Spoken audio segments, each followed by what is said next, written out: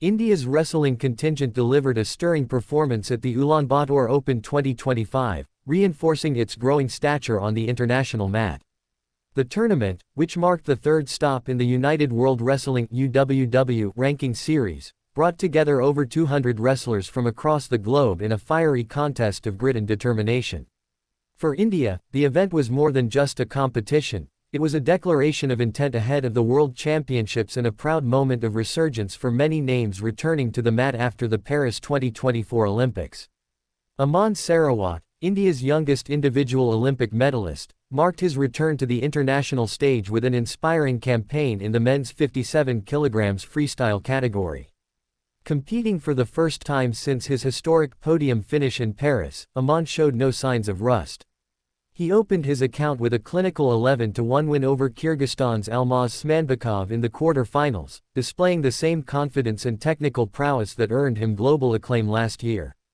However, his semi-final bout was a heartbreaker. Facing Roman Bravo Young of Mexico, the reigning Pan-American champion, Aman led 11-10 with just 20 seconds on the clock. In a dramatic turn, Bravo Young pulled off a swift takedown and turn in the dying seconds to snatch a 14-11 victory. It was a narrow defeat, but Aman responded like a champion. In the bronze medal match, he overpowered Turkey's Bekir Kizer with a commanding 12-2 win, underlining his resilience and hunger for continued excellence. Rahul, who also competed in the 57 kg category, had a promising start. He stunned everyone with a confident 5-0 win over European U23 champion Lev Pavlov. That momentum carried forward as he blanked Kyrgyzstan's Abdimalik Karachov 7-0 in the quarters. In the semis, though, Mongolia's Munk Erden Batkuyag halted his run with a 6-3 victory. Rahul's bronze medal bout was an intense contest, but he eventually lost 9-7 to Davabandi Munk Erden, narrowly missing a podium finish. In the men's 61 kg division, Udit Gulia emerged as one of the standout performers. He opened with a dominant 11-0 technical superiority win over Kyrgyzstan's Bekbalat Mirzanazar Ulu. That was followed by a hard-fought 2-1 semifinal win over Albania's Artem Gabayev. Udit entered the final with high hopes, but Mongolia's Tuvshintulga Tumanbaleg surged ahead early with a 6-point burst and held on to win 6-4. Despite the loss, Udit's silver was a testament to his consistency and fighting spirit. The men's 97 kg category brought more joy for India, as Vicky powered through his early matches with two commanding 10-0 victories.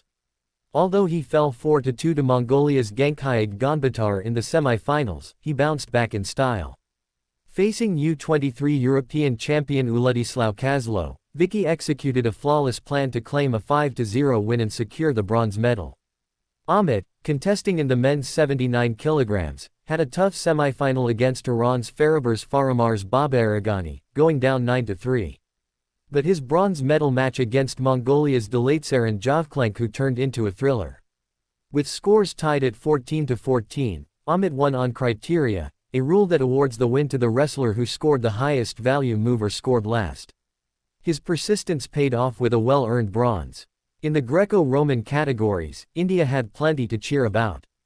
Anil Mor claimed the top spot in the 55 kg division, clinching a gold medal and setting the tone for the rest of the team.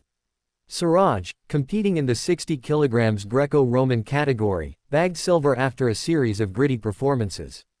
Prince, 82 kg, Nitesh, 97 kg, and Nishant Fogat, 77 kg, added to the medal tally with silver and bronze finishes in their respective divisions.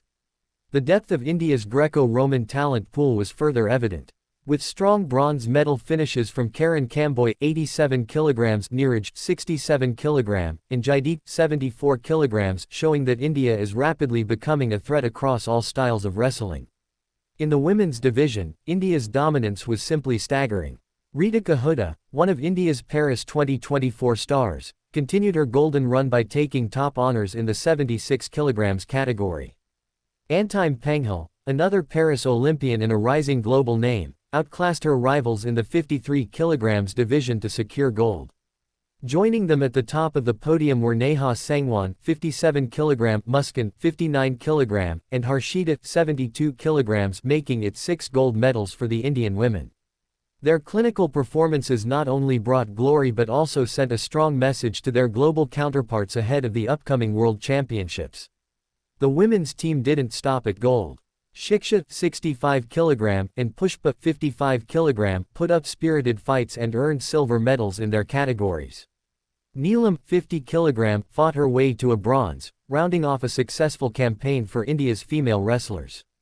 Vishal Kalaraman in the 70 kg freestyle had a tough outing, losing 3-2 in a nail-biting quarterfinal against Iran's Mohammedali Amuzad. Rohit, wrestling in the 65 kg division, couldn't find his rhythm and was outclassed 13-0 by Turkey's Ahmet Duman. Dinesh, in the 125 kg heavyweight category, failed to make it to the medal rounds, but the overall team performance more than made up for these setbacks. India's final medal tally stood at an impressive 21, 6 golds, 7 silvers, and 8 bronzes. This haul placed India among the top-performing nations at the Ulaanbaatar Open 2025, an event that continues to grow in stature as part of the UWW Ranking Series. Notably, this was only the third stop in the ranking series.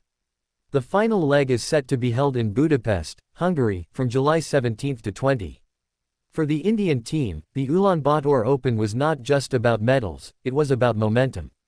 With Paris 2024 now behind and the World Championships on the horizon, every bout served as both a test and a statement.